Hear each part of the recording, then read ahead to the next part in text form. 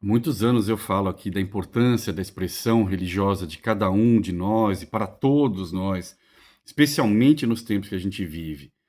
Todo o meu trabalho ao longo dessas décadas, e o que eu remeto até aos semestres que eu cursei de teologia, ao longo desses anos todos, eu tenho buscado mostrar a validade da frase do filósofo holandês Gerardus van der Leeuw, para quem, além de sermos homo sapiens, todos nós somos também homo religiosos, porque todos nós temos um impulso intuitivo pela fé, um anseio intrínseco por crer em algo.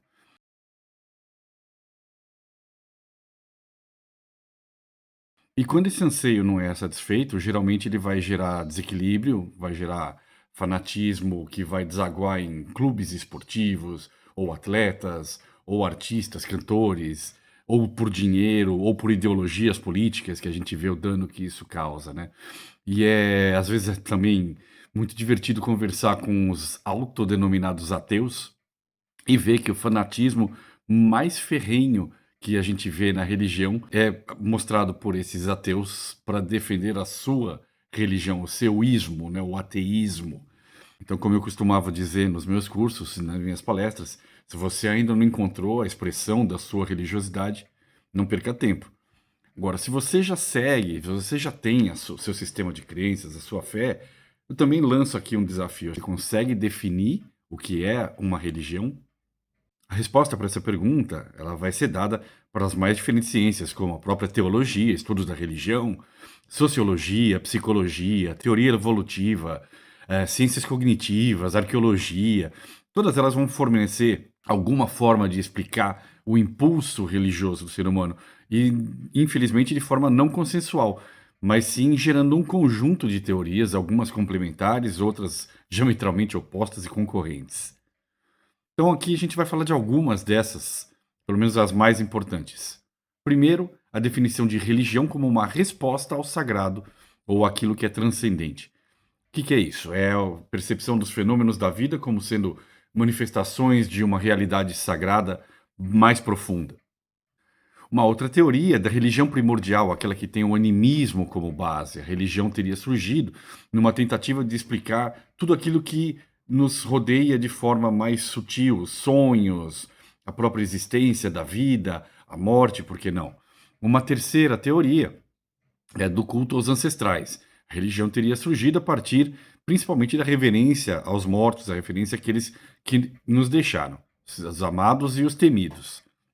A quarta seria a religião como um movimento de coesão social. Isso é bem teoria sociológica de Durkheim, né?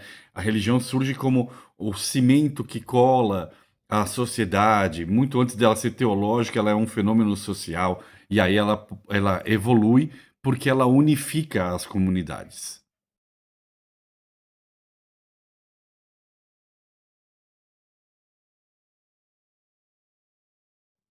A quinta teoria é uma teoria evolutiva de sobrevivência, associada a psicólogos evolucionistas, a cientistas cognitivos, que falam do comportamento religioso como uma forma de oferecer vantagens adaptativas, ou seja, quem desenvolve um determinado comportamento que é aceito pela comunidade vai ter maior chance de prosperar. É bem darwiniano, né? Tem que ser revisto como tudo do Darwin. A sexta é a teoria da detecção hiperativa da agência. O nome é bonito, né? Uma sigla em inglês, HADD, HADD, é associado a cientistas cognitivos como Justin Barrett. A ideia central é de que o cérebro humano ele evolui para detectar agentes em toda parte. Ou seja, se tem luz é porque tem um agente da luz. Se tem dia, tem um agente do dia. Se tem vida, é o agente da vida. Então é a partir disso, por essa percepção, que surge o conceito de deuses.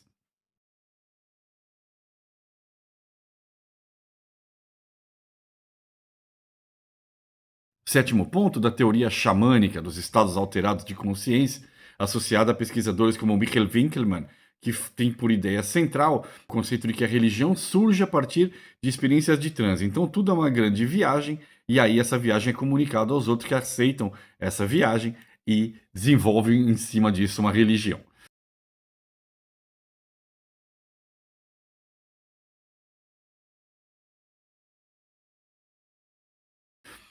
Outra é a religião como explicação da natureza, teorias mais antigas, típicas do iluminismo, cuja ideia central é a de que os seres humanos inventaram os deuses para explicar os fenômenos naturais. Ela tem muito a ver com a primeira que nós mencionamos aqui.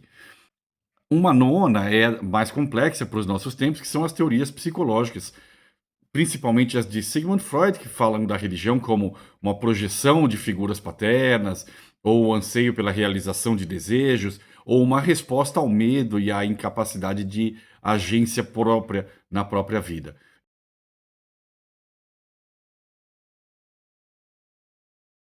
E a outra, um pouco mais ponderada, um pouco menos dramática, é de Carl Gustav Jung, que fala da religião como uma expressão dos arquétipos internos, ou seja, é uma manifestação do inconsciente coletivo e uma linguagem simbólica que une esse inconsciente coletivo e é traduzido por cada um de nós.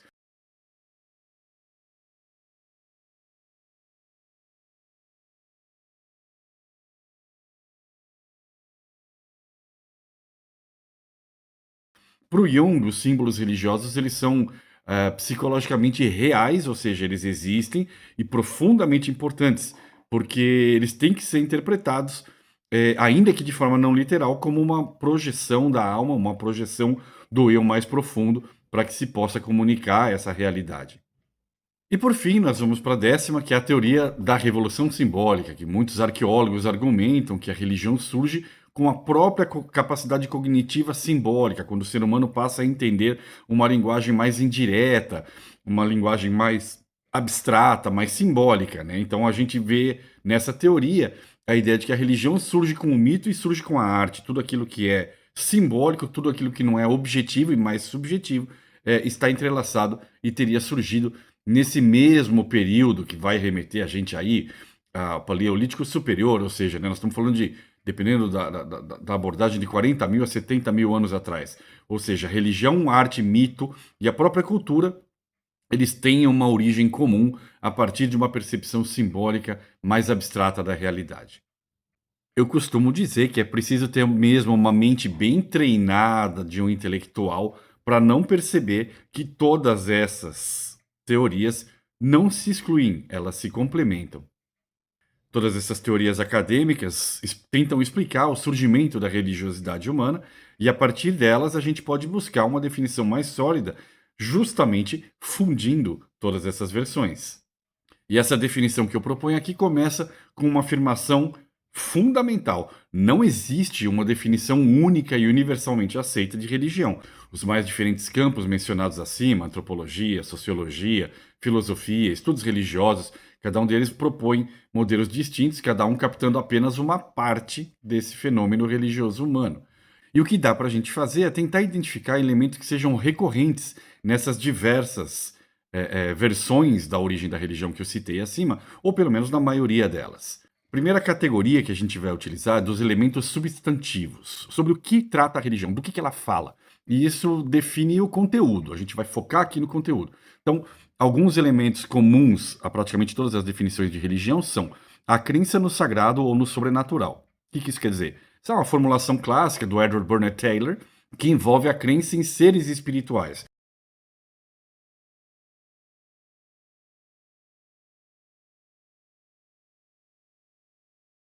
Ou seja, um elemento fundamental para uma religião é a crença em uma realidade espiritual, que não seja comprovadamente material e empírica. Percebem por que a ciência tropeça ao tentar definir? Se ela quiser ser empírica o tempo todo, materialista o tempo todo, ela não vai entender a religião.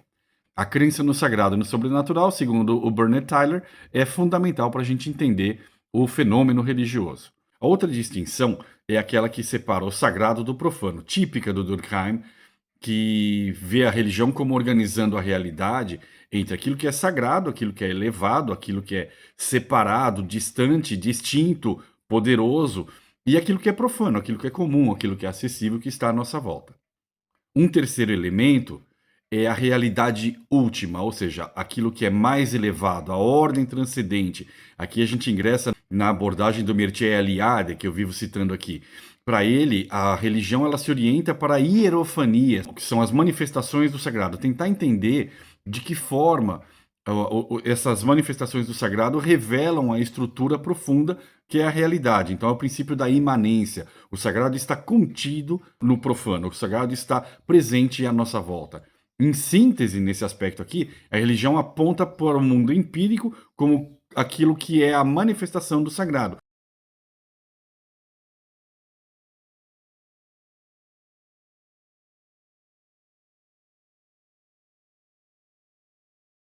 Então falamos aqui dos elementos substantivos, daquilo que a religião trata, e vamos agora falar dos elementos funcionais. O que que a religião faz? E aqui o foco é o papel da religião. Em primeiro lugar, a produção de sentido, o que oriente a nossa existência.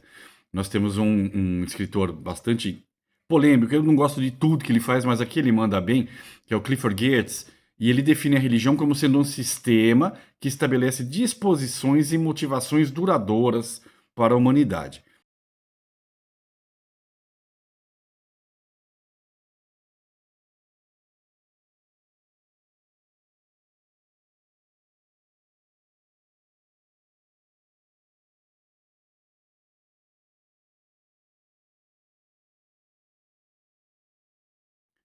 Uma outra função da religião é uma resposta à contingência, ou seja, o que que ela nos oferece para aprendermos a lidar com a morte, com o sofrimento, com o caos da existência.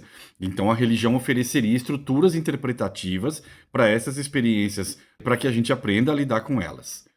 Aí a gente vai de novo falar do Durkheim, porque também aqui a gente vê a religião como sendo capaz de oferecer coesão social e identidade ao indivíduo. Então nós estamos falando do coletivo e do indivíduo, coesão social, coletivo e identidade, o indivíduo. Para o Durkheim, a religião une os indivíduos numa comunidade com função moral, ou seja, numa síntese bem simplista, a religião estabiliza o sentido, a emoção e a vida social. Ela dá uma certa paz, uma certa regularidade, justamente pela regularidade dos eventos e dos encontros dessa comunidade que trazem, ou deveriam trazer, paz também para o indivíduo.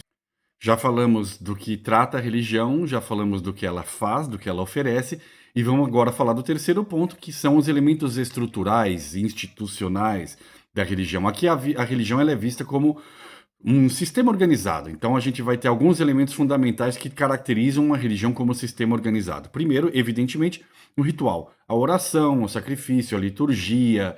Em segundo lugar, o que compõe o ritual, ou que dá forma ao ritual, os mitos e narrativas que falam da origem, que falam da ordem estabelecida, que falam do destino.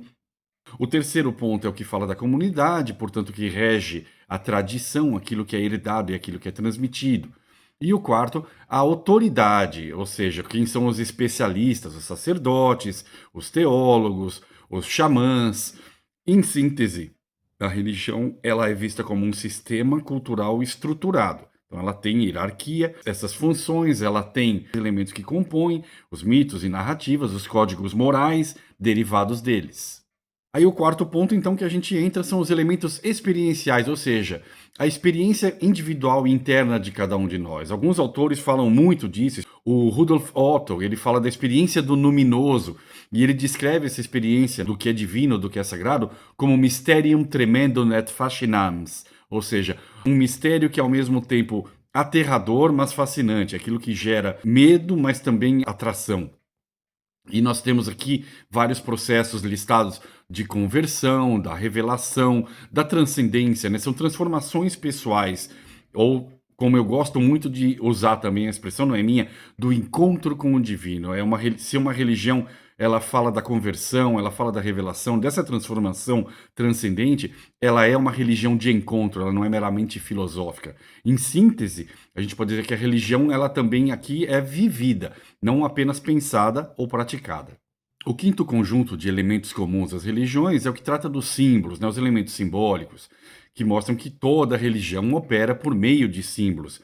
Qual é a função do símbolo? É tornar visível e compreensível aquilo que é invisível e indefinível. A cruz, a mandala, os textos sagrados, os versos, poemas, preces, tudo isso condensa normalmente significados complexos, seja uma imagem, seja, né, a geografia, a iconografia, seja a imagem ou seja pela palavra, são conceitos muito mais profundos, muito mais complexos, que são sintetizados, como diz o Jordan Peterson, eles são zipados, né, eles são compactados numa imagem que ela não precisa mais de explicação. Quando usada pelos seguidores daquela religião, ela ganha o significado mais profundo e ela meio que unzipa, né? Ela descompacta e aquilo tudo se abre diante do seguidor, diante do praticante.